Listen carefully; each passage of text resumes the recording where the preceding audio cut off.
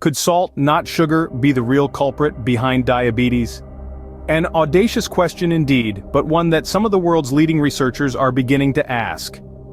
Today we dive into the world of medical research, where new findings suggest that high salt intake may have a significant impact on our pancreas, potentially contributing to the development of diabetes.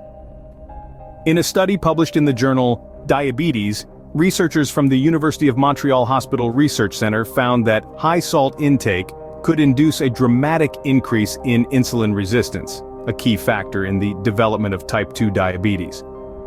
The team discovered that consuming large amounts of salt for an extended period can cause significant changes in the metabolism of our cells, particularly those in the pancreas.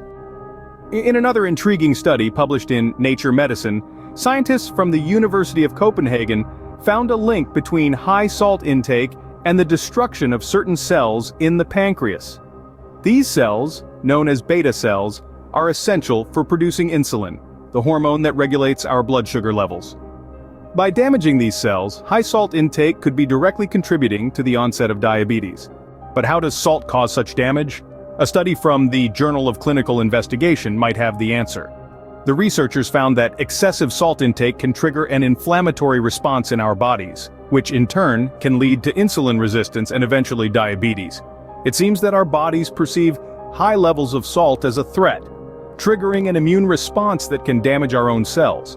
So, is salt the new sugar? Not quite. While these studies offer compelling evidence that high salt intake could contribute to the development of diabetes, it's important to remember that sugar plays a significant role as well. The consumption of large amounts of sugar, especially in the form of sugary drinks, has been linked to an increased risk of type 2 diabetes in numerous studies. However, these findings serve as a critical reminder that our diet's overall composition matters. It's not just about sugar or salt, it's about maintaining a balanced diet, rich in fruits, vegetables, whole grains, and lean proteins. In conclusion, while sugar has long been identified as a major contributor to diabetes, recent research suggests that high salt intake could play a significant role as well. These findings highlight the importance of a balanced diet and should encourage us to reassess our daily salt consumption. As we move forward, it will be crucial to continue investigating the effects of high salt intake on our health. Who knows? In the not-too-distant future, we might find ourselves saying, "Pass the sugar but hold the salt."